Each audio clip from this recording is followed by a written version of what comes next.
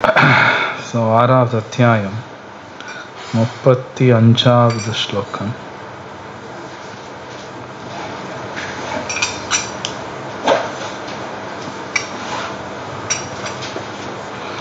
திருப்பி சொல்லுங்க. ஓம் நமோ பகவதே வாசுதேவாய.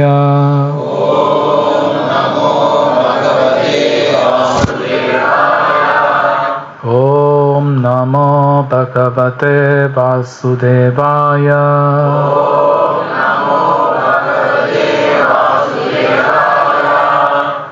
ஓம் நமோ பகவதே வாசுதேவாய.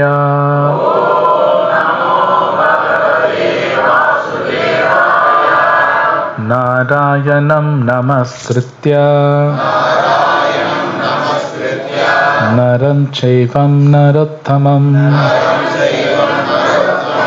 தேவீம் சரஸ்வதிம் வியாசம்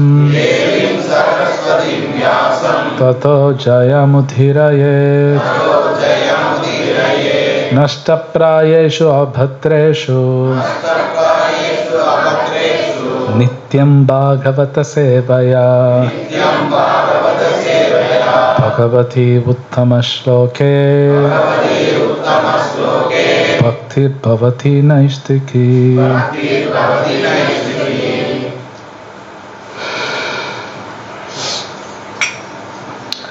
பகவத்கீதா ஆறாவது அத்தியாயம் 35வது ஸ்லோகம். ஸ்ரீ பகவானுவாச அசம்சயம் மகாபாஹோ மனோ துர்நிக்ரஹம் சலம் அப்யாசேன து கௌந்தேய வைராக்யேன ச கிருஹ்யதே. மொழிபெயர்ப்பும் பொருளுரையும் வழங்கிய ஆச்சாரியர் அபய சரணாரவிந்த பக்தி வேதாந்த சுவாமி ஸ்ரீல பிரபுபாது கீ ஜெய். கூட சொல்லுங்க. ஸ்ரீ பகவான் உவாச்ச, புருஷோத்தமரான முழு முதற் கடவுள் கூறினார்.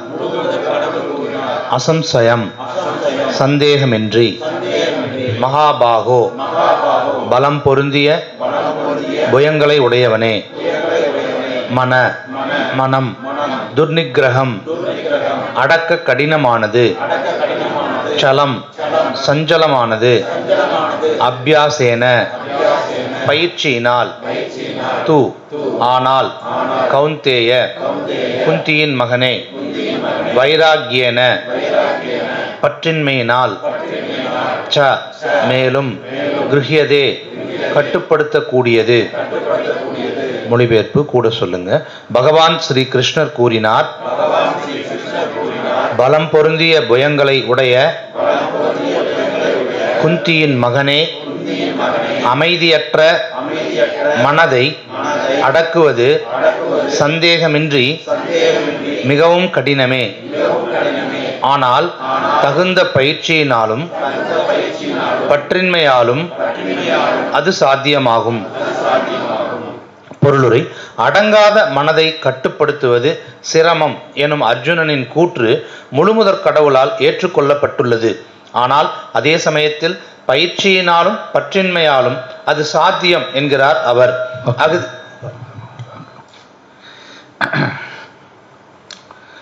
ஓம் அஜ்ஞானாதிமிரந்தஸ்ய ஞானாஞ்சனசலாக்கயா சக்ஷுர்மிலிதம் யேன தஸ்மை ஸ்ரீ குரவே நமः. ஸ்ரீ சைத்தன்ய மனோபீஷ்டம் ஸ்தாபிதம் யேன பூதலே ஸ்வயம் ரூபகதா மஹ்யம் ததாதி ஸ்வப்பதாந்திகம்.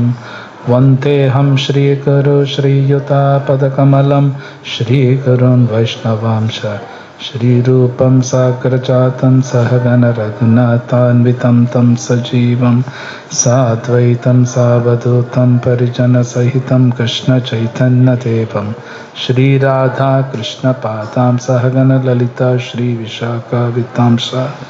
हे कृष्ण करुणा सिंधु दीनबंधु जगत्पते गोपेशा गोपिका कांत राधा कांत नमस्तुते.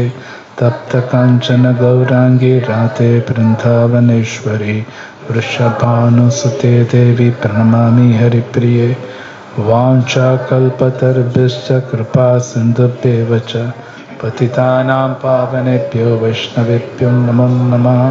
नमो विष्णुपादाय कृष्णपृष्ठाय भूतले श्रीमते भक्तिवेदान्तस्वामिनिति नामिने। नमस्ते सारस्वतदेवे गौरवाणि प्रचारिणे निर्विशेष शून्यवादी पश्चात्तदेशतारिणे। श्रीकृष्ण चैतन्य प्रभु नित्यानंद श्री अद्वैत गदाधर श्रीवासादि गौर भक्तवृंद। हरे कृष्ण कृष्ण कृष्ण हरे हरे हरे राम हरे हरे।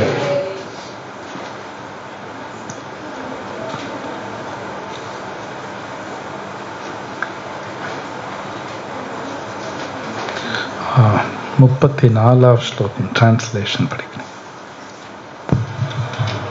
கிருஷ்ணா, மனம் அமைதியற்றதும் குழப்பம் நிறைந்ததும் அடங்காததும் சக்தி மிகுந்ததும் ஆயிற்றே. வீசும் காற்றை அடக்குவதை விட மனதை அடக்குவது கடினமானதாக எனக்கு தோன்றுகின்றது.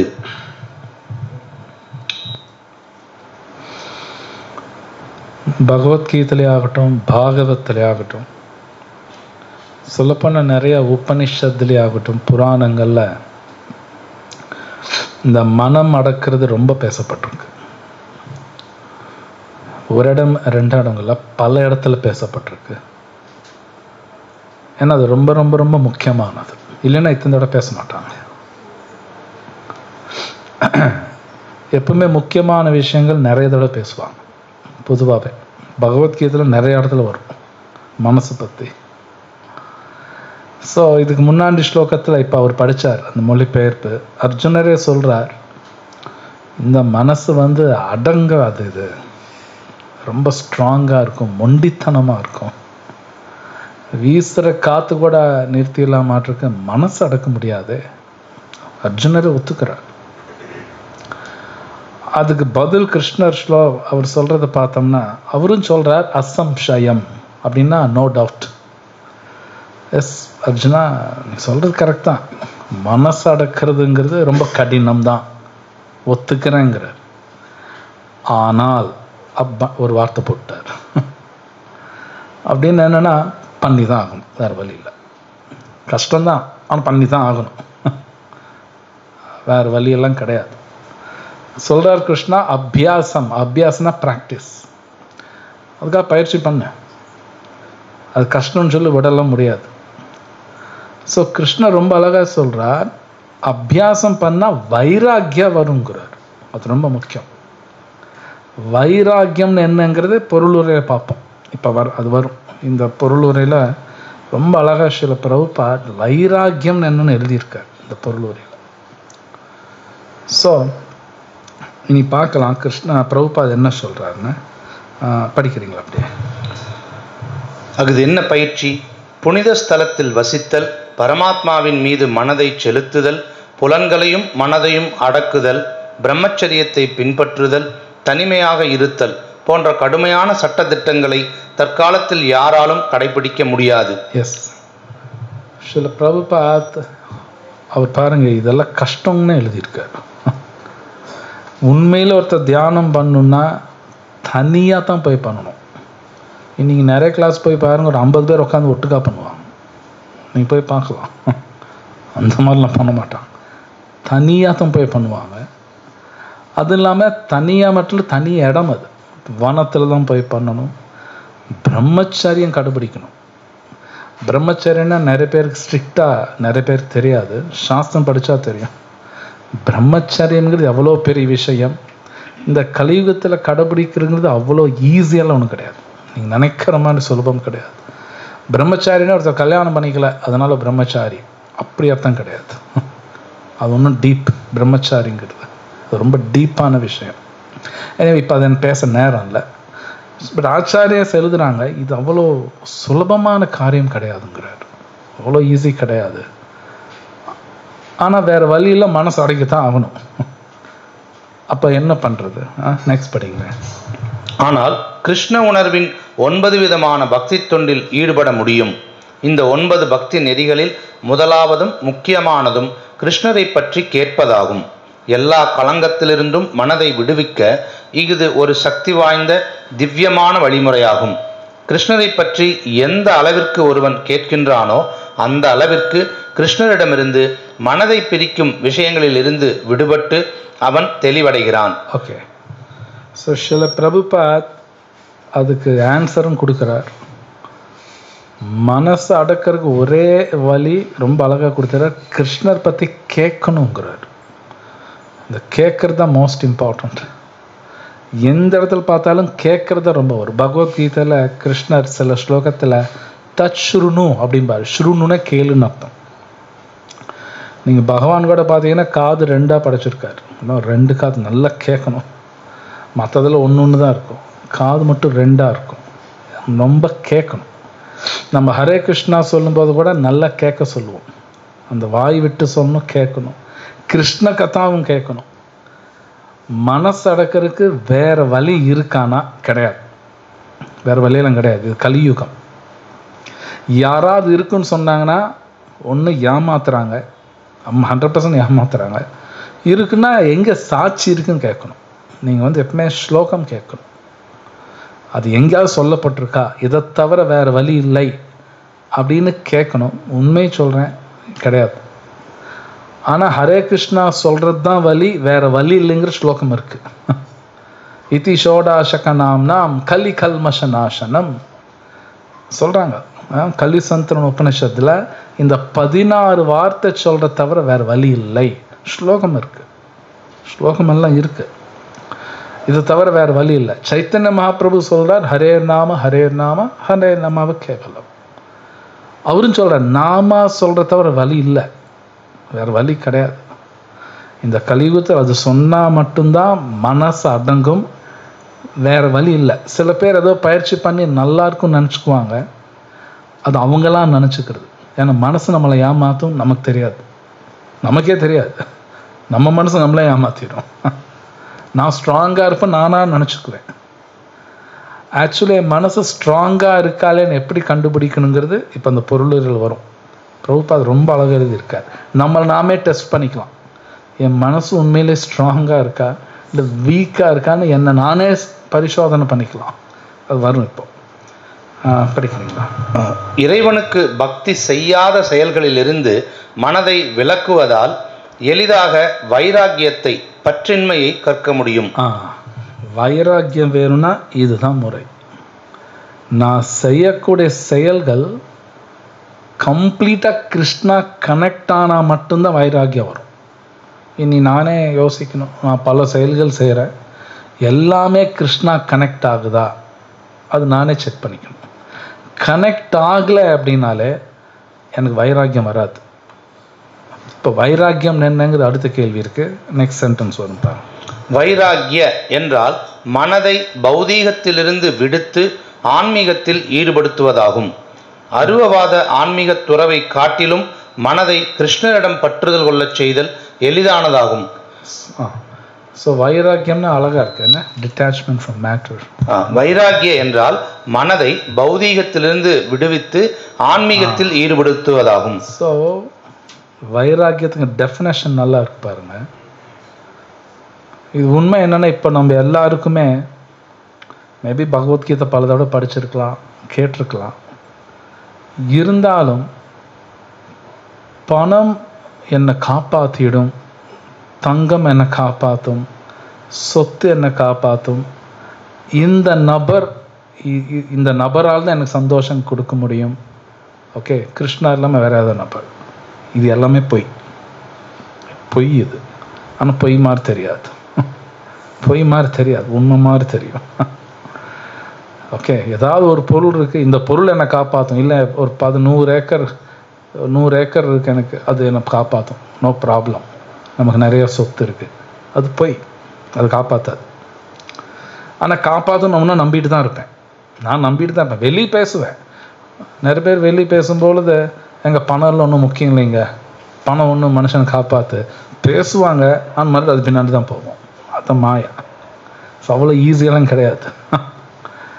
ஸோ வைராக்கியம்னா இந்த ஜடத்தை முழுசும் விடுறது. அதாவது நம்ம நினைக்கிற மாதிரி சுலபம் கிடையாது, ஆனால் செஞ்சு தான் ஆகணும். இது நீங்கள் பாகவதம் படிச்சிங்கனாலும் சரி, இல்லை மற்ற புராணங்கள் படிச்சிங்கனாலும் பல பேர் அது பண்ணியிருக்காங்க.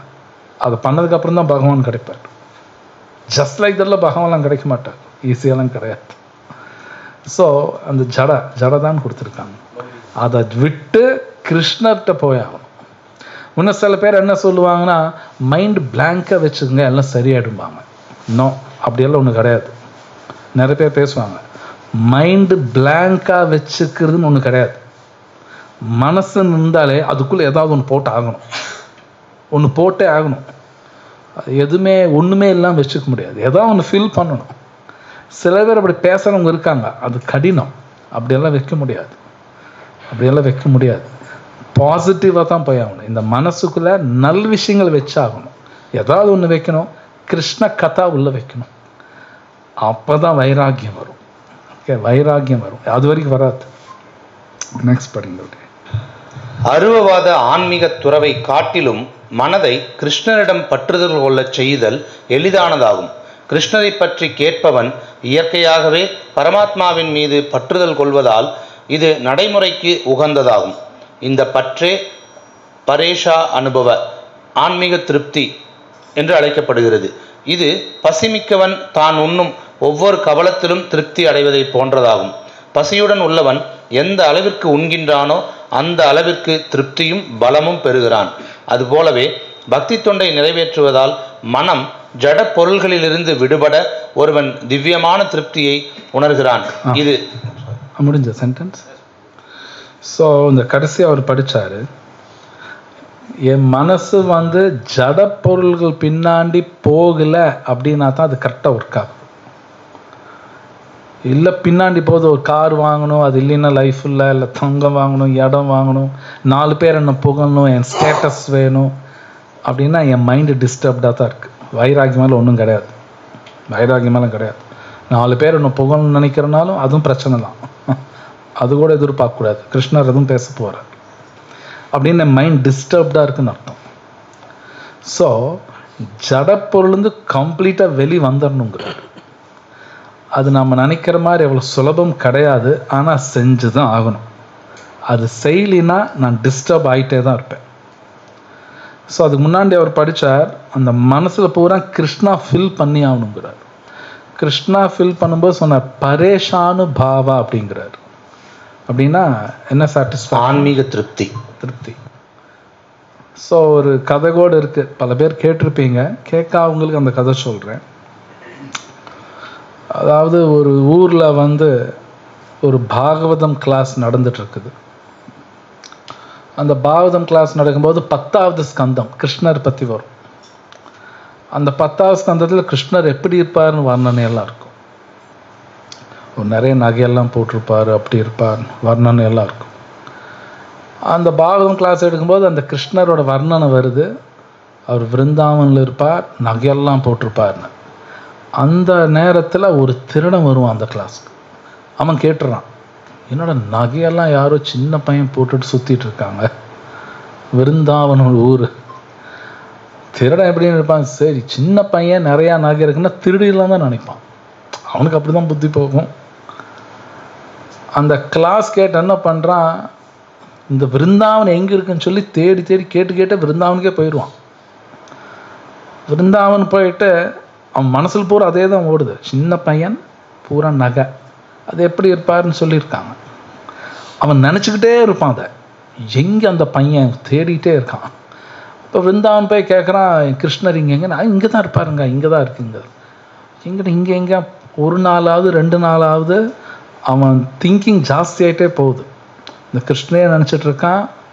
அவனால் 24 hours, ஏன்னா நகை திருடணும், அவன் அது திருடணும்னு நினச்சிக்கிட்டே இருக்கான். அவனுக்கே தெரியாமல் கிருஷ்ணரே நினைக்கிறான், அவனுக்கே தெரியல. அவன் எந்த அளவுக்கு நினைக்கிறான்னா கிருஷ்ணர் நேரில் வந்துடுவார், பார்த்துடுவான். பார்த்ததுக்கப்புறம் சரி பார்த்தோன்னே திருடுனா நல்லா இருக்காதேன்னு சொல்லி கொஞ்ச நேரம் பேசிக்கிட்டு கிருஷ்ணர் அவர்களோட பேசுவார்.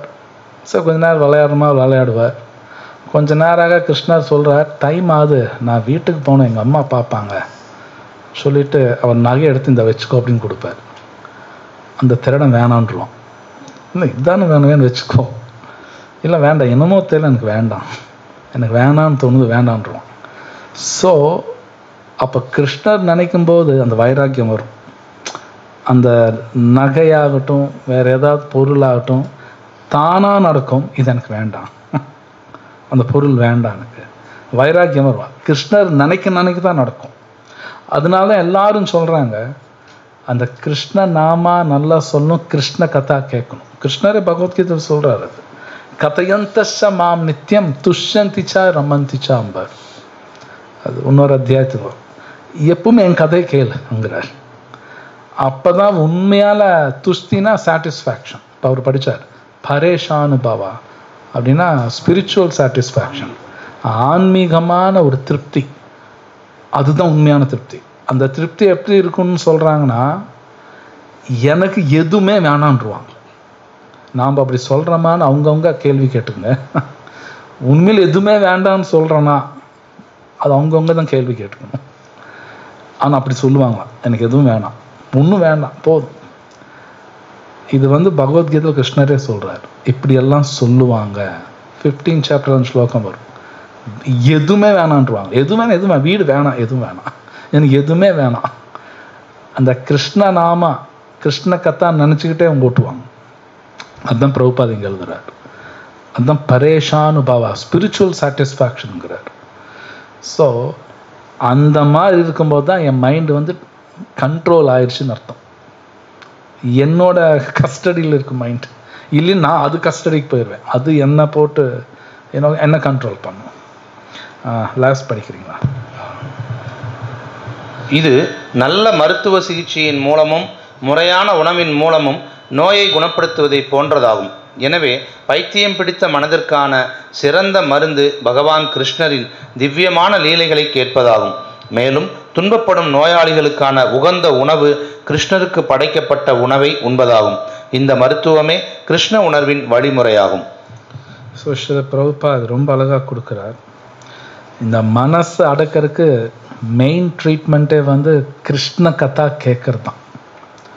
அதனால நம்ம எப்பவும் சொல்லிட்டு இருப்போம், டெய்லி பகவத்கீதை படிக்கணும், டெய்லி பாகவதம் படிக்கணும், ஹரே கிருஷ்ணா சொல்லணும், கிருஷ்ண பிரசாதம் சாப்பிடணும். கிருஷ்ணருக்கு என்ன நம்ம படைக்கிறோமோ அதை தவிர எதுவும் சாப்பிடக்கூடாது. அது சாதாரணமாக நினச்சிடாதீங்க. ஏதோ வாரத்துக்கு ஒரு தடவை புளியோதரை சாப்பிட்டேன் கரெக்டாக சாப்பிட்டாச்சுன்னு அப்படி கிடையாது. ஒரு நாளைக்கு 3 வேளை சாப்பிட்றோன்னா 3 வேளை பிரசாதம் சாப்பிடணும். ஏதோ வாரத்துக்கு ஒரு நாள் நோ, அது பத்தாது. எப்பவுமே சாப்பிடணுமா பிரசாதம் தான் எடுக்கணும். ஏன்னா அப்படி கிருஷ்ணர் அப்படி சொல்கிறார். கிருஷ்ணரே பகவத்கீதை அப்படி தான் சொல்கிறார். சாப்பிட்றேன், எனக்கு படைச்சிட்டு சாப்பிடு, வேறு எதுவும் சாப்பிடாதுங்கிறார். ஏன் அப்படின்னா என் மனசு கெட்டு போயிடும். இது உண்மை. நாம் சாப்பிட்ற சாப்பாடும் மனசும் கனெக்ட் ஆகிருக்கு. இதெல்லாம் உண்மை. சம்டைம்ஸ் பாருங்கள், சில பேர் கோபத்தில் சமைச்சா அது வேறு மாதிரி இருக்கும். உப்பு இருக்காது, காரம் ஜாஸ்தி இருக்கும், ஒரு மாதிரியாக இருக்கும். இதெல்லாம் உண்மை, பொய் கிடையாது. ஸோ சில பிரபுபாத் சிம்பிளாக சொல்கிறார், பிரசாதம் எடுக்கணும், ஹரிநாமாவும் சொல்லணும், கிருஷ்ண கதா கேட்கணும். இதை தவிர வேறு வழி கிடையாது. வேறு வழி கிடையாது. இது பண்ணிக்கிட்டே இருந்தால் தான் மைண்ட் அடங்கும், மனசு தானாக அடங்கும். இல்லைன்னா எனக்கு பிரச்சனை கொடுத்துரும். ஸோ இந்த ஸ்லோகம் ரொம்ப முக்கியம். அதில் அபியாசேன தூ கௌந்தேயா, அபியாசம்னா ப்ராக்டிஸ். இது கலியுகம். இந்த கலியுகத்தில் ஹரே கிருஷ்ணா தான் சொல்லணும் ஸ்லோகம் இருக்கு. கிருத்தேய தியாயத்தோ விஷ்ணு திரேதாயம் யஜதோ மக்கைஹி துவாபரோ பரிச்சர்யாம் கலௌ தத் ஹரி கீர்த்தனாத். இதுதான் ஸ்லோகம். இது பாகவத்தில் இருக்கு. இதுக்கு என்ன அர்த்தம்னா, கிருத்தேய தியாயத்தோ விஷ்ணு. கிருத்த யுகம்னா சத்தியுகம். சத்தியுகத்தெல்லாம் தியானம் பண்ணி மனசெல்லாம் அடக்கி கிருஷ்ணரை நெருங்கினாங்க. அப்படிதான் கிருஷ்ணரை அவங்க அப்ரோச் பண்ணாங்க. அடுத்தது திரேதா யுகத்தில் யக்னம் பண்ணாங்க, ஹோமம் சொல்கிறாங்க இல்லையா, யாகம். அதை பண்ணி மனசு அடக்கி கிருஷ்ணர் அப்ரோச் பண்ணாங்க. துவாபரோ பரிச்சர்யாம், துவாபர யுகத்தில் கிருஷ்ணருக்கு பூஜை பண்ணி மனசெல்லாம் அடக்குனாங்க. அப்படிதான் பகவானை அப்ரோச் பண்ணாங்க. கலோ அப்படின்னா கலியுகம், தத் ஹரி கீர்த்தனம், ஹரே கிருஷ்ணா தான், வேற வழி இல்லை. இது ஸ்லோகம். இது நான் சத்தியுகத்தில் பண்ண தியானம் இப்போ நான் பண்றேன்னா முடியாது. அந்த யுகம் வேற. அப்போ 1,00,000 வருஷம் வாழ்ந்தாங்க. விஸ்வாமித்தர் பார்த்தீங்கன்னா 60,000 வருஷம் தியானம் பண்ணார். 60,000 சும்மாலாம் கிடையாது. அப்போ ரொம்ப 1,00,000 வருஷம் வாழ்ந்தாங்கனால அவங்க ரொம்ப வருஷம் தியானம் பண்ணி பகவான் அடைஞ்சாங்க. நமக்கெல்லாம் 60 வருஷம் இருக்குமா நமக்கு தெரியாது, கேரண்டி எல்லாம் கிடையாது. 60 வருஷம் இருக்குமா தெரியாது. அப்போ ஸ்லோகத்திலே சொல்றாங்க, கலௌதத் ஹரி கீர்த்தனா, ஹரி கீர்த்தனா பண்ண. ஹரே கிருஷ்ணா கிருஷ்ணா கிருஷ்ணா ஹரே ஹரே, ஹரே ராம் ராம் ராம் ஹரே ஹரே. ஸோ மற்றதில் பார்த்தா தியானம்னா பண்ணிக்கிட்டே இருப்பாங்க. உட்காந்தானோ 10,000 வருஷம் அப்படியே உட்காந்துருப்பாங்க. உண்மையில் நீங்கள் ஒரு 2 மணி நேரம் வீட்டில் உட்காந்து பாருங்க, ஃபோன் அடிச்சுக்கிட்டே இருக்கும். அது இப்போல்லாம் மொபைல் ஃபோன் அடிக்கும், ஏதோ கொசு கிடைக்கும், யாராவது கதவை தட்டுவாங்க, ஏன்னா ஒரு மாதிரி டிஸ்டர்பன்ஸ் வந்துக்கிட்டே தான் இருக்கும். கலியுகம் இப்படி தான் இருக்கும். ஸோ பகவானுக்கும் தெரியும், இதெல்லாம் தெரியாமல் கிடையாது. அதனால கலியுகத்தில் அவர் எல்லாம் சிம்பிளிஃபை பண்ணிட்டார். ஜஸ்ட் நாம சங்கீர்த்தம் பண்ணிக்கோ, அவரே கொடுத்துட்டார், நாம சொல்லுங்கிறார். ஸோ இது பண்ணத்தான் மைண்ட் அடங்கும், வேற வழி இல்லை. ஓகே, ஸோ நெக்ஸ்ட் ஸ்லோகா பார்க்கலாம்.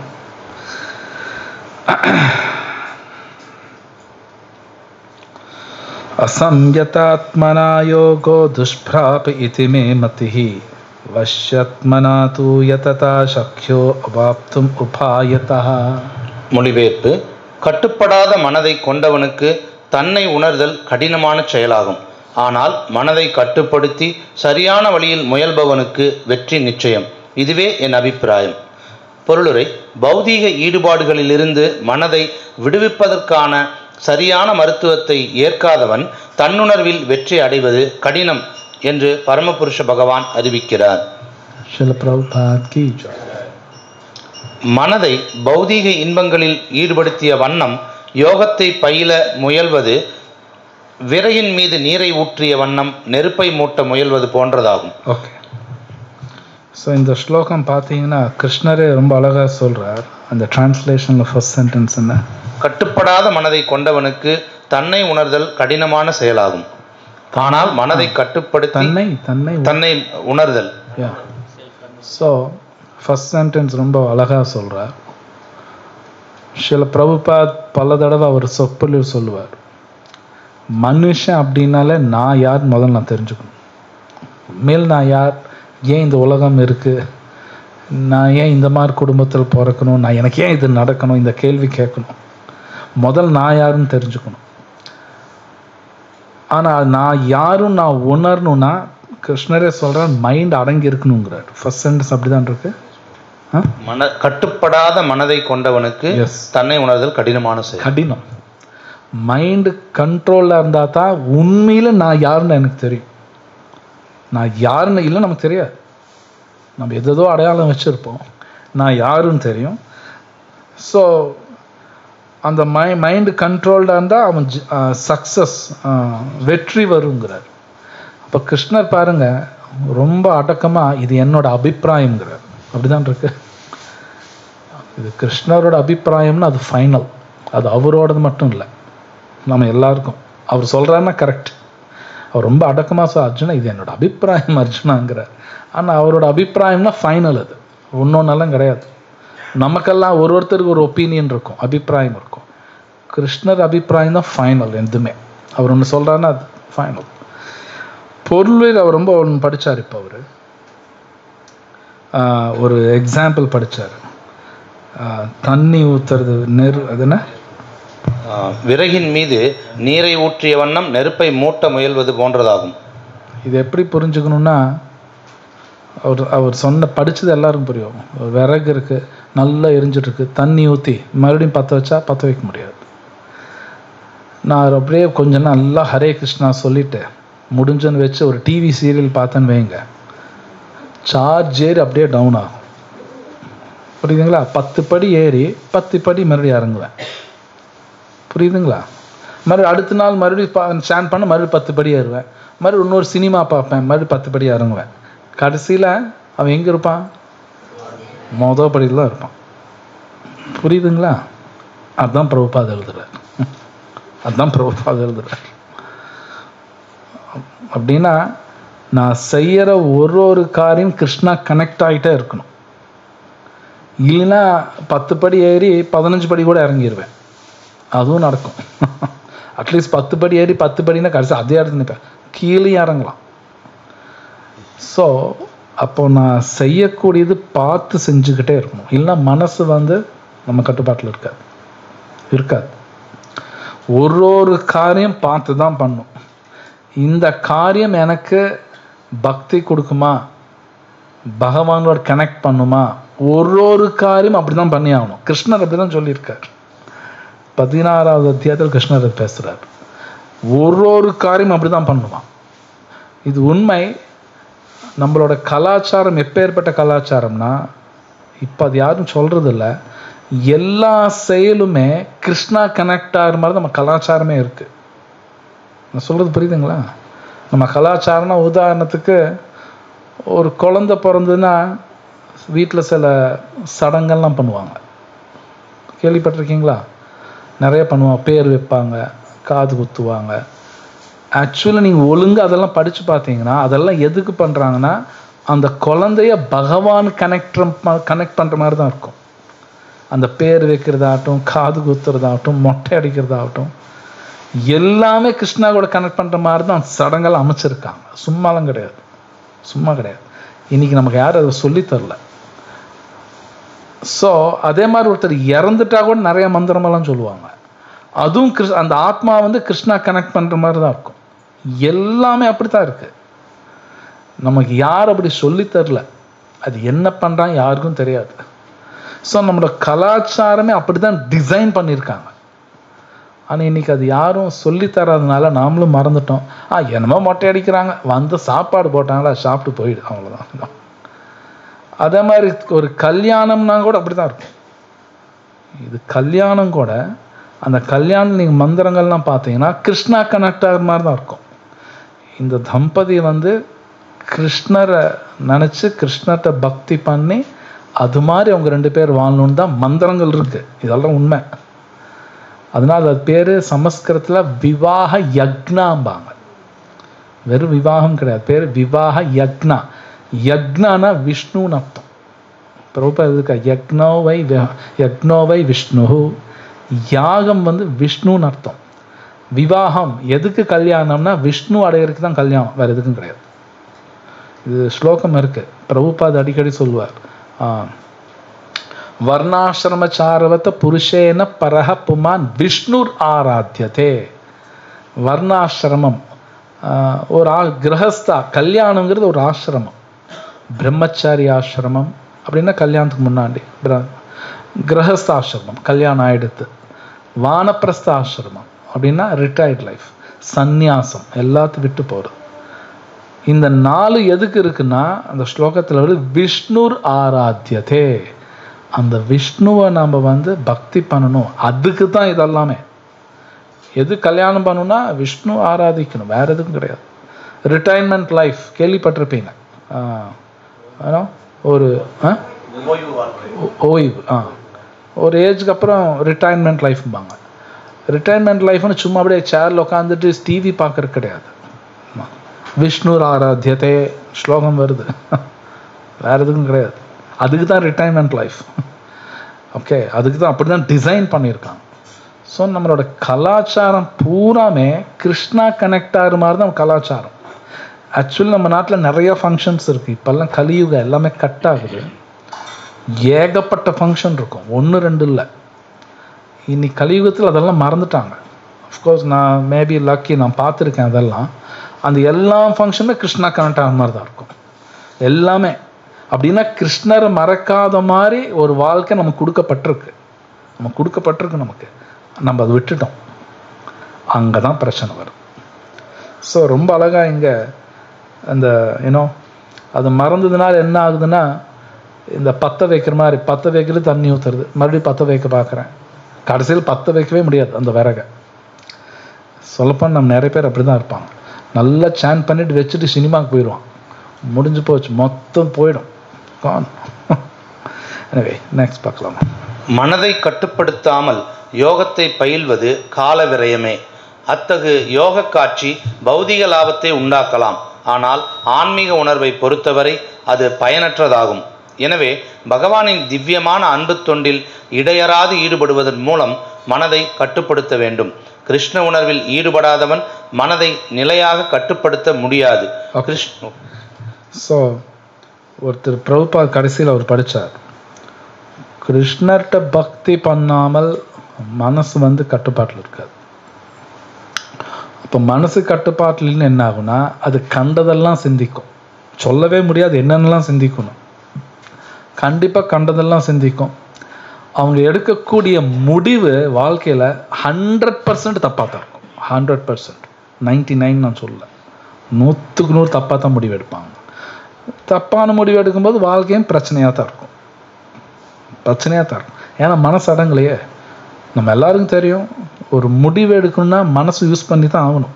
மனசு யூஸ் பண்ணாமல் முடிவு எடுக்க முடியாது, புத்தி யூஸ் பண்ணி ஆகும். ஸோ பிரபுபாத் ரொம்ப அழகாக எழுதுகிறார், கிருஷ்ணர்கிட்ட பக்தி பண்ணாமல் நம்ம வந்து அந்த மனசு அடக்க முடியாது, லைஃப் ப்ராப்ளம்ஸ் வரும். நெக்ஸ்ட் சென்டென்ஸ் படிங்க. கிருஷ்ண உணர்வினன் எவ்வித தனிப்பட்ட முயற்சியும் இன்றி யோக பயிற்சியின் பலனை எளிதாக அடைகிறான். ஆனால் யோகத்தை பயில்பவன் கிருஷ்ண உணர்வின்றி வெற்றி அடைவது என்பது இயலாததாகும். இன்னொரு சென்டென்ஸ் முன்னாடி இருக்கு, one must control the mind by engaging it constantly in transcendental loving service of the Lord. Krishna உணர்வினன் எவ்வித தனிப்பட்ட முயற்சியும் இன்றி யோக பயிற்சியின் பலனை எளிதாக அடைகிறான். அதுக்கப்புறம் அது படிச்சுட்டேன். எனவே பகவானின் திவ்யமான அன்பு தொண்டில் இடையறாது ஈடுபடுவதன் மூலம் மனதை கட்டுப்படுத்த வேண்டும். கிருஷ்ண உணர்வில் ஸோ பிரபுபாத் ரொம்ப அழகாக எழுதுகிறார், பக்தி பண்ண தான் மைண்டு கண்ட்ரோல் ஆகுங்கிறார். இப்போ நம்ம ஏன் இங்கே எல்லாத்தையும் வர சொல்கிறோம் அப்படின்னா, இங்கே வரும்பொழுது எல்லாம் கிருஷ்ண நாமா கேட்பாங்க, கிருஷ்ண கதா கேட்பாங்க, பூஜை பண்ணுறது பார்ப்பாங்க, பிரசாதம் சாப்பிட்றாங்க. இது உண்மை நமக்கே தெரியாது, கண்ட்ரோல் ஆகும். சம்டைம் இங்கே நல்லா வந்து கேட்டு நீங்கள் வீட்டுக்கு போங்க, உங்கள் வீடு ஒரு மாதிரி இருக்கும். மேபி நாலு காலையில் வரைக்கும் இதெல்லாம் ஞாபகம் வரும், கீர்த்தனெலாம் கேட்குற மாதிரி இருக்கும். இது டெய்லி வரும்போது அப்படியே போயிட்டுருக்கும். ஒரு நாள் விட்டாலும் மாறிடும், ஒரு நாள் விட்டால் கூட மாறும், வேற மாதிரி இருக்கும், சார்ஜ் எல்லாம் டவுன் ஆகிற மாதிரி இருக்கும். ஸோ அப்போ இந்த கிருஷ்ண கதா கேட்குறது ரொம்ப முக்கியம். அதுக்கு தான் நம்ம படிக்கணும்னு சொல்கிறோம். பகவத்கீதா பாதம் டெய்லி படித்தே ஆகணும். முடிஞ்சு எப்பவுமே படிக்கணுமான்னு எப்பவுமே படிக்கணும். ஊரில் 4 பேரை சொல்லுவாங்க, சொன்னால் சொல்லிட்டு போகிறான், சொல்கிறவன் என்னை காப்பாற்ற மாட்டான். ஞாபகம் வச்சுங்க, இந்த ஊரில் பேசுகிறாங்க இல்லையா, ஒருத்தன் காப்பாற்ற மாட்டான். கிருஷ்ணர் பகவத்கீதை சொல்கிறாரு, ஸ்லோகம் இருக்குது, என்னை தவிர உன்னை எவனும் காப்பாற்ற மாட்டான். கிருஷ்ணர் சொல்கிறார், ஸ்லோகம் இருக்குது, வேறு யாரும் காப்பாற்ற மாட்டாங்க. பேசிக்கிட்டு தான் இருப்பாங்க, காப்பாற்ற மாட்டாங்க. கிருஷ்ணர் சொல்கிறார், என்னை தவிர உன்னை எவனும் காப்பாற்ற மாட்டான். அப்போ நான் யாரை நம்புங்கிறது நீங்களே முடிவு பண்ணிக்கணும், யாரை நம்புறதுன்னு பார்த்துக்கணும். ஏன்னா ஊரில் பேசுகிறவங்க அவங்க பேச்சு கேட்டேன்னா அப்போ என்ன அர்த்தம், அவங்க தான் என்னை பார்த்துக்குவான்னு அர்த்தம். அவன் பார்க்க மாட்டான். ஸோ கிருஷ்ணர் சொல்கிறார், நான் தான் பார்ப்பேன், ஸோ தர்ம வழியில் நடந்துக்கோ அப்படிங்கிறார். இன்னொரு இடத்துல வருது, க்ஷிப்ரம் பவதி தர்மாத்மா, தர்மாத்மாவாக இருங்கிறார், உனக்கு எல்லாமே நான் பண்ணுவேங்கிறார் கிருஷ்ணர் சொல்கிறார். ஓகே ஓகே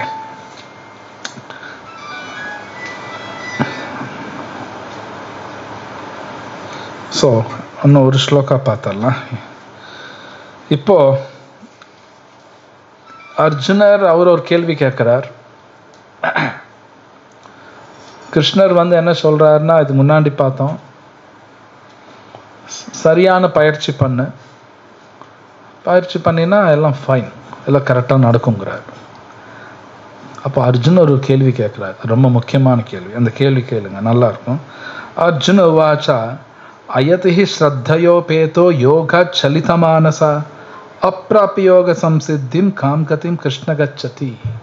அர்ஜுனன் வினவினான், அர்ஜுனா தன்னுணர்வு பாதையினை அர்ஜுனன் வினவினான், கிருஷ்ணா தன்னுணர்வு பாதையினை நம்பிக்கையுடன் ஆரம்பத்தில் மேற்கொண்டு பிறகு உலக எண்ணங்களினால் அதனை நிறுத்தி விடுபவன் யோகத்தின் பக்குவ நிலையை அடைவதில்லை. அத்தகு வெற்றி அடையாத ஆன்மீகியின் கதி என்ன? பொருளுரை. ஸோ அர்ஜுனர் கேள்விப்பா ரொம்ப அழகான கேள்வி. சரி, ஒரு மனிதன் நீங்க சொல்றதாக எடுத்துக்கிட்டாங்க, கொஞ்சம் கடுபிடிச்சு விட்டுட்டாங்க, என்ன ஆகுறது? அப்ப அவன் கத்தி என்னன்னு ரொம்ப அழகா கேட்கிறார், ரொம்ப பிராக்டிக்கலாவும் கேட்கிறார். அப்படிதான் வருது. அதாவது வேர்ல்ட்லி மைண்ட்னஸ், தன்னுணர்வு பாதையினை நம்பிக்கையுடன் ஆரம்பத்தில் மேற்கொண்டு பிறகு உலக எண்ணங்களினால் அதனை நிறுத்தி விடுபவன் யோகத்தின் பக்குவ நிலையை அடைவதில்லை. அத்தகு வெற்றி அடையாத ஆன்மீகியின் கதி என்ன? ஸோ இப்போ சில பேர் நல்லா ஹரே கிருஷ்ணா சொல்கிறாங்க, பகவத்கீதை படிக்கிறாங்க. சரி, ஒரு வருஷம் நல்லா பண்ணுறாங்க வைங்க, பேச்சுக்கு சொல்கிறாங்க. ஒரு வருஷம் நல்லா பண்ணிட்டு விட்டுட்டான்னு வைங்க, இனி மாதிரி அவன் பண்ணவே இல்லை வாழ்க்கை பூரா. அவங்க வந்து என்ன, இப்போ ஒரு வருஷம் ஒழுங்காக பண்ணாங்க, மற்ற நாள் விட்டுட்டான், மொத்தத்தையும் விட்டுட்டான். அப்போ அவங்க அது என்ன ஆகுறது? ஏன்னா இது நடக்க வாய்ப்பு இருக்குது. ஏன்னா சில பேர் வந்து நல்லா கடைபிடிப்பாங்க, அப்படி விட்டுருவாங்க பல காரணங்களுக்காக, ஏதோ ஒரு காரணம், ஆனால் அவங்க தான் அதுக்கு காரணம் வைங்க. அப்போ அவங்கத்தி என்ன? ஸோ பேச போகிறார். எனிவே ஃபர்ஸ்ட் இது பார்ப்போம். பொருளுரை. தன்னுணர்விற்கான பாதை யோகம் பகவத்கீதையில் விளக்கப்பட்டுள்ளது. உயிர்வாளி இந்த ஜட உடல் அல்ல, இதிலிருந்து வேறுபட்டவன்.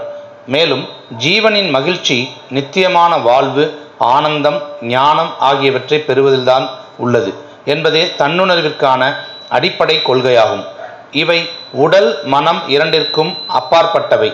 ஞான யோகம், அஷ்டாங்க யோகம், பக்தி யோகம் எனும் 3 வழிகளில் தன்னுணர்வு தேடப்படுகிறது.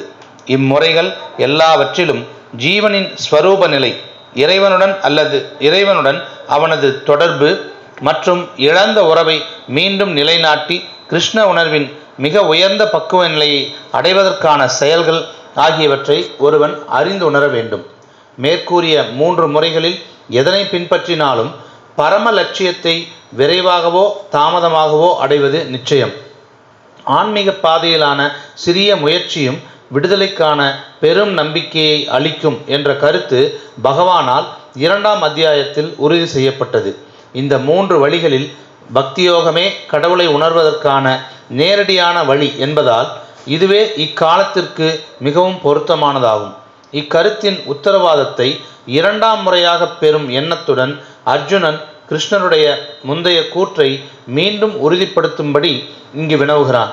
ஒருவன் தன்னுணர்வு பாதையை மிக்க முனைப்புடன் ஏற்கலாம், ஆனால் தற்போதைய காலகட்டத்தில் ஞானத்தை விருத்தி செய்யும் முறையும் அஷ்டாங்க யோக பயிற்சியும் மிகவும் கடினமானவையாகும். ஓகே, ஸோ அதாவது நான் இந்த உடல் கிடையாது அப்படின்னு தெரிஞ்சுக்கணும்னா 3 வழி இருக்குன்னு ரொம்ப அழகாக கொடுக்கப்பட்டிருக்கு. 3 வழி இருக்கு. ஒன்று வந்து பகவான்கிட்ட பக்தி பண்ணுறது, ஒன்று அறிவு, நல்ல அறிவு, அதாவது நான் ஞானியாக இருக்கணும். 3வது அஷ்டாங்க யோகம், இந்த தியானம் பண்ணுறது. இந்த 3 வழியில் ரொம்ப அழகாக பிரபுபாதர் எழுதுகிறார், பக்தி தான் இந்த கலியுகத்துக்கு ஈஸியாக இருக்கும், பொருத்தமாக இருக்கும். மற்ற 2 கிடையாதுங்கிறாங்க. ஏன் கிடையாது அப்படின்னா, அறிவு நல்லா வந்தாலும் நான் உடல் அல்லன்னு புரிஞ்சுக்கலாம், ஆனால் அந்த அறிவு வேணும்னு வைங்க, சத்வகுணத்திலே எப்பவுமே இருக்கணும். புரியுதா நான் சொல்றது? சத்வகுணத்திலே எப்பவுமே சத்வகுணத்தில் இருக்கணும், ரஜோ குணத்துக்கே வரக்கூடாது. ஆனால் எப்பவுமே சத்வகுணத்தில் இருக்குன்னா அவ்வளோ ஈஸி கிடையாது. மேபி தெரியாததுக்காக சொல்கிறேன். சத்வகுணம்னா நல்குணங்கள், நல்குணம்னா மாதிரி டிஃபைன் பண்ணணும். அதாவது ஆச்சாரத்தை அப்படியே கடைபிடிப்பாங்க சத்வகுணத்தில் இருக்கிறவங்க, கொஞ்சம் கூட மிஸ் ஆகாது. அப்போ அது ஏன் இன்னைக்கு கடைபிடிக்க முடியாத சத்வகுணம்னா, எஸ், காரணம் நான் போட்டிருக்கிற துணி கூட என்னை அஃபெக்ட் பண்ணும். இது ஏற்கனவே நான் பேசியிருக்கேன். இப்போ உதாரணத்துக்கு இப்போ நான் வந்து தோத்தியெல்லாம் கட்டியிருக்கேன், இந்த தோத்தி கூட என் மனசு அஃபெக்ட் பண்ணும். எனக்கு இந்த வேஷ்டி அஃபெக்ட் பண்ணுமானா எஸ். இதே நாளைக்கு நான் காலேஜ் போகும்போது பேண்ட் போடுவேன், பேண்ட்டு ஷர்ட் வந்து சத்வகுணத்துக்கு வராது, அது சத்வகுண உடை கிடையாது. அது ரஜோகுணத்தில் வரும். அது மாதிரி இந்த சத்வகுணம், ரஜோகுணம், தமோ குணம் இல்லாத இடம் கிடையாது, எல்லா இடத்துலையும் இருக்கும். நான் டெய்லி பஸ்ஸில் போயிட்டுருப்பேன், பஸ்ஸில் அவன் பாட்டாக போட்டு தள்ளுவான். ஓகே, அதை கேட்கவே முடியாது. ஆனால் வேறு வழியில் அதுதான் நம்ம போய் ஆகணும். அப்படின்னா சத்வகுணம் கூட அங்கே இருக்கிறது கஷ்டம். ஸோ சத்வகுணத்தில் இருக்கு ரொம்ப கடினம். அது இருந்தால் தான் அறிவே வருங்கிறாங்க. இது ஸ்லோகம் இருக்கு, சத்வாத் சஞ்சாயத்தே ஞானம். இது பகவத்கீதையில் ஸ்லோகம். சத்வாத் சஞ்சாயத்தே ஞானம். சத்வால் இருந்தால் தான் அறிவு வருங்கிறார் கிருஷ்ணா. ஆனால் சத்வகுணத்தில் இருக்குன்னு அவ்வளோ ஈஸியும் கிடையாது. ஒன்றும் வெளியே போயிட்டு இருக்கோம், ஒரு போண்டா போட்டுட்டு இருக்கோம், அப்படியே உள்ளே போட்டோன்னு வைங்க, சத்வகுணம் ஓடி போயிடும், இருக்க முடியாது. ஏன்னா அது பிரசாதம் கிடையாது.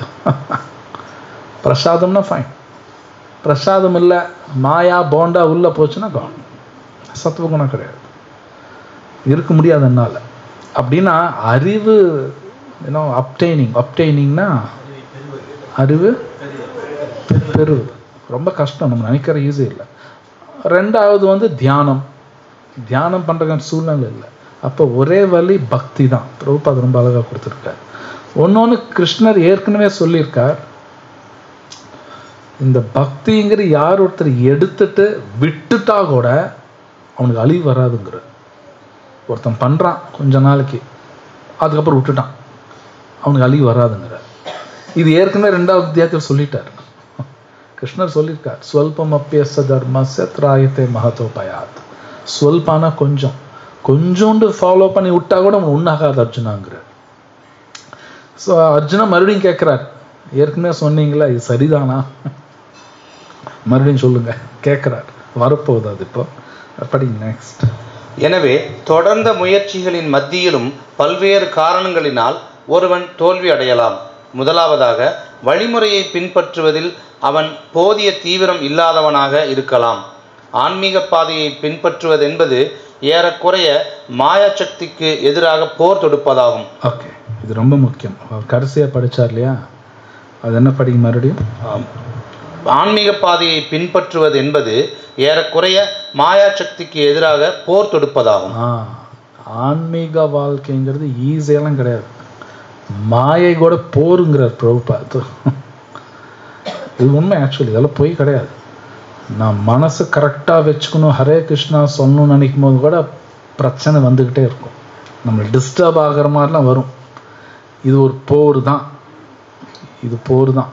இந்த போருக்குள்ளே இறங்கி ஆகணும். நம்ம மற்ற போரில் இறங்குறோமோ இல்லையோ, இந்த போரில் இறங்கி ஆகணும். இறங்கலேன்னு இன்னும் பிரச்சனை வந்துடும். ஸோ பிரபுபாத் இந்த சென்டென்ஸ், இந்த வாக்கியம் பல இடத்துல எழுதியிருக்கார். இது கஷ்டம்தான், ஆனால் வேறு வழியில் இறங்கி தான் ஆகணும். இது மாயையோட ஒரு சண்டை தான் இது. ஆனால் இந்த மாயையோட சண்டை போடும் பொழுது நமக்கு நிறையா வெப்பன்ஸ் எல்லாம் வேணும், ஆயுதங்கள்லாம் வேணும். அந்த ஆயுதம் நாம தான். கிருஷ்ணா மாயான்னு சொல்கிறோம்ல, அது யாருன்னா கிருஷ்ணரோட சக்தி தான் மாயா. அப்படின்னு நம்ம சண்டை போடுறதே கிருஷ்ணரோட சக்தியோடு தான். நம்மளால் ஜெயிக்க முடியுமான்னு முடியாது. கிருஷ்ணரோட சக்தியோடு நான் எங்கே போய் ஜெயிக்கிறது? அப்போ கிருஷ்ணர் என்ன சொல்கிறாருன்னா, அவரே சொல்கிறார் ஒரு இடத்துல, என் சக்தி உன்னால் ஜெயிக்க முடியாது, மாயை ஜெயிக்க முடியாதுங்கிறார். ஆனால் நான் சொன்னபடி கேட்டால் அது ஒன்று விட்டுடும். நாம் ஜெயிக்க முடியாது, அது நம்மளை விட்டுரும். மாயா சக்தி விட்டுரும், பொழைச்சு போ, விட்டுறேன் போ. நாம் ஜெயிக்க முடியாது, ஏன்னா அது கிருஷ்ணரோட சக்தி. மம மாயா துரத்தியாங்கிறார் கிருஷ்ணா. மம மாயா அர்ஜுனா, மாயா என் சக்தி அர்ஜுனா, ஜெயிக்கலாம் முடியாது. நாம் கிருஷ்ணா சொல்லும் பொழுது மாயையோட இன்சார்ஜ்னா அதிபதி, ஏன்னா அம்மன்லாம் போய் கும்பிட்றாங்க இல்லையா, துர்கை அம்மன், அவங்க தான் இன்சார்ஜ். அதுக்கு யார் ஹரே கிருஷ்ணா சொன்னாலும் அவங்க முதல்ல அவங்கள பார்ப்பாங்க. இவன் யார கிருஷ்ணா நாம சொல்கிறேன், அவங்க பார்ப்பாங்க. பார்த்து அவங்க டெஸ்டிங்கெல்லாம் கொடுப்பாங்க. டெஸ்ட்டு பாஸ் ஆகிறான்னு விட்டுருவாங்க. ஓகே, இவன் ஒழுங்காக தான் இருக்கான், ஓகே கிளம்பு, நீ கிளம்பு. ஸோ பிரபுபாத் எழுதுகிறார், இது ஒரு போர் தான். இது பகவத்கீதை படிக்கிறது, கடைப்பிடிக்கிறது பெரிய போர் தான். ஸ்மூத்தாலும் போகாது. ஆனால் அப்பவும் கிருஷ்ண நாம சொல்லும்போது கிருஷ்ணர் பார்த்துக்குவார். ஓகே, நெக்ஸ்ட் பாருங்க. எனவே மாயையின் பிடியிலிருந்து ஒருவன் தப்பிக்க முயற்சிக்கும் போதெல்லாம் பயிற்சியாளனை பல்வேறு கவர்ச்சிகளினால் அவள் தோற்கடிக்க முயல்கிறாள். கட்டுண்ட ஆத்மா ஜடசக்தியின் குணங்களினால் ஏற்கனவே கவரப்பட்டுள்ளது. எனவே ஆன்மீக ஒழுங்குமுறைகளை பின்பற்றும் பட்சத்திலும் குணங்களினால் மீண்டும் கவரப்படுவதற்கான வாய்ப்புகள் உள்ளன. இது யோகச்சலித மானச ஆன்மீக பாதையிலிருந்து விலகுதல் என்று அழைக்கப்படுகிறது. தன்னுணர்வு பாதையிலிருந்து விலகுவதன் விளைவுகளை அறிவதில் அர்ஜுனன் ஆவலாக உள்ளான்.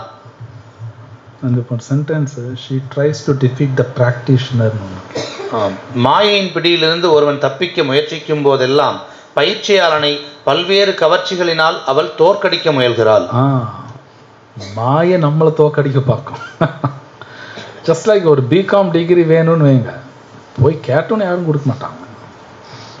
ஏகப்பட்ட பரீட்சை வைப்பாங்க. பரீட்செல்லாம் வச்சு கடைசியில் இந்த வச்சுக்கோ டிகிரி போ, சும்மா டிகிரி தரமாட்டான், பரீட்சை வச்சு தான் டிகிரி. அது மாதிரி கிருஷ்ணா வேணும்னா ஜஸ்ட் லைக் தான் கிடைக்க மாட்டார், பரீட்சை வைப்பாங்க நமக்கு. மாயா அந்த இன்சார்ஜ் பரீட்சை வைப்பாங்க, அந்த பரீட்சையில் நான் பாஸ் ஆகணும். ஸோ அது பரீட்சை வித்தியாசமாக இருக்குது இதில். ஆனால் அதில் பாஸ் ஆகுனா கிருஷ்ணர் பிடிச்சிக்கிட்டா தான் பாஸ் ஆக முடியும், இல்லை முடியாது, ஃபெயில் ஆகிடும். ஆக மொத்தம் எக்ஸாம் எல்லாம் உண்டு. மேபி நான் ஸ்கூலுக்கு போகாமல் இருக்கலாம், அங்கே எக்ஸாம் எழுதாமல் இருக்கலாம். வாழ்க்கைங்கிற பரீட்சையில் எக்ஸாம் எழுதி ஆகணும். அது டெஸ்ட் வந்துக்கிட்டே தான் இருக்கும், வந்துக்கிட்டே இருக்கும். எந்த அளவுக்கு வரும்னா உடல் விட்ட பின் கூட வரும். புரியுதுங்களா? உடல் விட்டுட்டான் அதுக்கப்புறம் கூட டெஸ்ட் வைப்பாங்க. இதெல்லாம் இருக்குது. கருட புராணத்தில் தான் சொல்கிறாங்க, பாகவத்துலேயும் சில இடத்துல வரும். அப்போடு வந்து டெஸ்ட் பண்ணுவாங்க. லைக் ராமாயணத்தில், இது ராமாயணத்தில் அதோடு நான் முடிக்கிறேன். ஏன்னா ராமர் வந்து உங்களுக்கு தெரியும், அவர் காட்டுக்கு போகும்பொழுது பரதன் போய் சொல்கிறார், நீங்கள் வந்து திருப்பி வந்துடுங்க. அவன் யார் என்னமோ சொல்கிறாங்க, நீங்கள் உடனே வாங்க, நீங்கள் தான் ராஜா அப்படின்னு பரதன் சொல்கிறார். இல்லை 14 வருஷம் நான் காட்டுக்கு போயிட்டு வரேன்.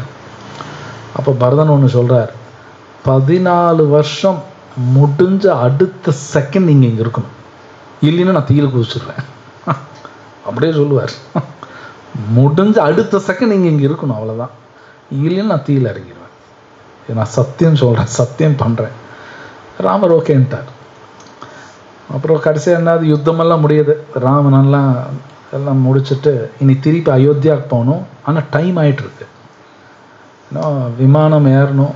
அப்போது ராமர் என்ன பண்ணுறார், ஹனுமானை கூப்பிட்டு போய் சேர்றதுக்கு டைம் ஆகிடும். அப்போது ராமர் ஹனுமான்கிட்ட சொல்கிறார், நீ முன்னாடி போய் பரதன்ட்ட சொல்லணும் ராமர் வர்றாருன்னு சொல்லிட்டு அவர் முகத்தை பாரும்பார். சிரிக்கிறாரா, முகம் வேறு மாதிரி போகுதா, அப்சர்வ் பண்ணும்பார். ரொம்ப சந்தோஷப்பட்டா சொல் நான் வந்துடுறேன், ஒரு மாதிரியாக இருந்தால் சொல் நான் வரல, பரதனே ராஜாவாக இருக்கட்டும் அப்படின்னா பரதனுக்கே டெஸ்ட் வைக்கிறார். பாருங்க எப்படி இருக்குன்னு. கூட பிறந்த தம்பி. அஃப்கோர்ஸ் பரதன் பற்றி ராமருக்கெல்லாம் தெரியும், என்னக்குன்னா நமக்கு தான் அது சொல்லிருக்காரு. அவருக்கு பரதனை பற்றி தெரியும். அப்படின்னா டெஸ்டிங் அப்படிங்கிறது எப்பவுமே நமக்கு இருக்கும். எப்பவுமே பகவான் டெஸ்ட் பண்ணிகிட்டே இருப்பார். யாரோ ஒருத்தர் மூலமாக டெஸ்ட் வரும், பாஸ் ஆகிட்டே தான் போகணும்.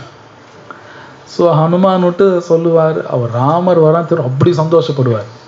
ராமர் வந்தார், ஓகே, அவர் மனசில் எதுவும் இல்லை. ஸோ இது மாதிரி நிறையா இருக்குது. ஓகே, இது மாதிரி நிறையா இருக்குது.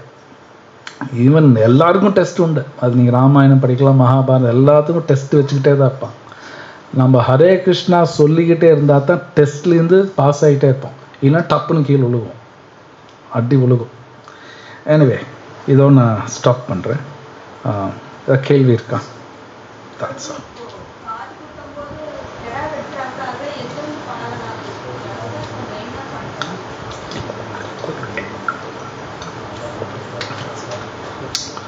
அது எனக்கு தெரியல, அது இவங்களா கொண்டு வந்துருக்காங்க,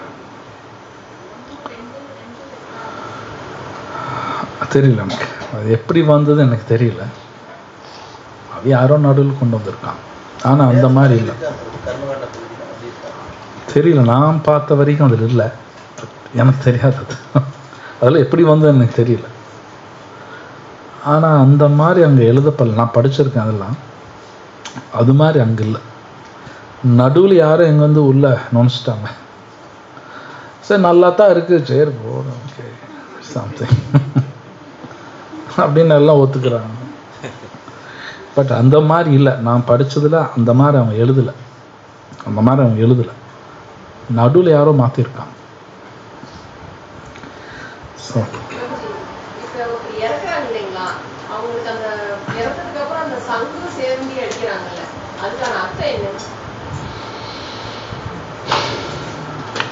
ஜென்ரலாக எங்கெல்லாம் அசுத்தம் இருக்கோ, அசுத்தம் அங்கே கெட்ட சக்தி வந்துடும். இது புரிஞ்சுக்கிறது ஈஸி. இப்போ நம்ம உடம்பு அசுத்தமாக இருந்தால் கிருமிகள் ஈஸியாக என்னை தாக்கிடும், புரியுது இல்லையா? அசுத்தம் எங்கே இருக்கோ கெட்ட சக்தி வரும். இறந்துட்டாங்கன்னா டெட் பாடி, டெட் பாடினால அசுத்தம். அதனால தான் அந்த இளவு போனால் இப்போ வீட்டுக்கு போகும்போது குளிக்கிறோம், ஏன்னா அது டெட் பாடி இருக்கிற ஏரியா. டெட் பாடி இருந்தாலே கெட்ட சக்தியெல்லாம் வந்துடும். இது உண்மை. சங்கு ஊதும் பொழுது சங்கோட சப்தம் ரொம்ப பவர்ஃபுல், ஒரு கெட்ட சக்தி இருக்காது. நம்ம இங்கே டெய்லி பாருங்கள், சங்கூதி தான் பூஜைலாம் பண்ணுவோம், முடிஞ்சோன்னு சங்கு ஊதும். அது ரொம்ப நல்லது. வீட்லேயும் ஊதலாம், சங்கு வீட்டில் ஊதலாம், தப்பெல்லாம் கிடையாது. எனக்கு தெரிஞ்ச நிறைய பேர் ஊதனவங்க இருக்காங்க. ஒரு கெட்ட சக்தி இருக்காது, ஏன்னா அந்த சப்தம் டிஃப்ரெண்ட். உங்களுக்கே தெரியும், சங்கோட சத்தம் பாருங்கள் நல்லாயிருக்கும், நல்லா ஊதும்போது உடம்பே ஒரு மாதிரி இருக்கும், கெட்டதெல்லாம் போகும். ஸோ அதனால தான் ஜென்ரலாக எங்கே இருந்தாலும் இந்தியாவில் சங்கு ஊதுவாங்க. ஏன்னா பேட் ஸ்பிரிட்ஸ்னால் என்ன, கெட்ட சக்திகள், தீ ஆத்மாலாம் வரும், பேயெல்லாம் வரும், பேய்ங்கிறாங்களா அதெல்லாம் வரும். அதுக்கு பாடி வேணும்னு கேட்கும். ஸோ சங்கு ஊதிக்கிட்டே இருப்பாங்க. இல்லைன்னா நாமா சொல்லுவாங்க. இன்றைக்கி எனக்கு தெரிஞ்ச நிறைய பேர் யார் இறந்துட்டாங்கன்னா விஷ்ணு சாஸ்திரநாமம் சொல்லும், பகவத்கீதை படிப்பாங்க. ஏன்னா ஒரு டெட் பாடி இருக்குது, டெட் பாடி இருந்தாலே கெட்ட சக்தி வந்துடும்.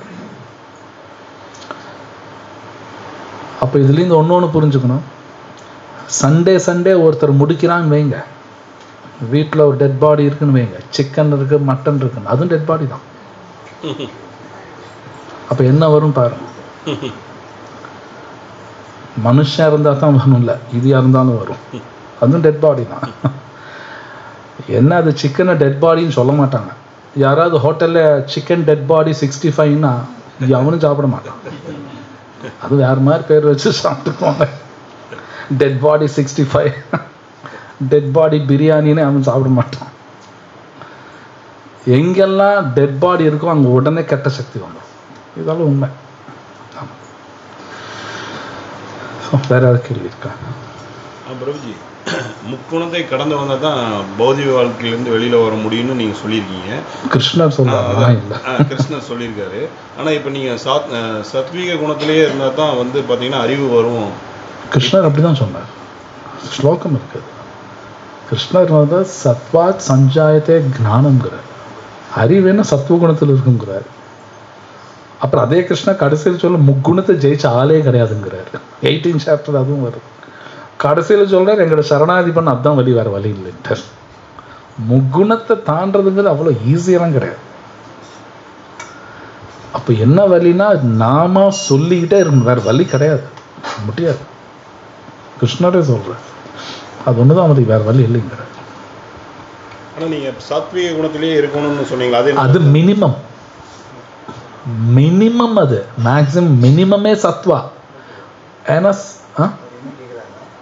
3 குணத்தை தாண்டணும்ன்றீங்க, ஆனா சத்துவ குணத்துல இருக்கணும்ன்றீங்க. அது ஏன்னு சொன்னா மினிமம் சத்வால் இருந்தா தான் கொஞ்சம் புரியும் எனக்கு, புரிஞ்சாதான் அதையும் நான் தாண்டுவேன். புரியுதுங்களா? மினிமம் அது, அதுல இருந்தாதான் அதுலயும் நான் தாண்டி போனோம். அதுக்கே வரலனா ஸோ ஜஸ்ட் லைக் ஒரு சம்டைம்ஸ் அது எம்பிபிஎஸ் சீட் வேணா கட் ஆஃப்ங்கிறாங்க இல்லையா, அந்த கட் ஆஃப் இருந்தால் தான் நீங்கள் அப்ளையே பண்ணணும், இல்லைனா கம்னு இருந்துக்க வேண்டியதான். அது மாதிரி கட் ஆஃப் என்னென்னா சத்வா மினிமம், அதில் இருந்தால் தான் மேலே போக முடியும், பண்ண முடியாது.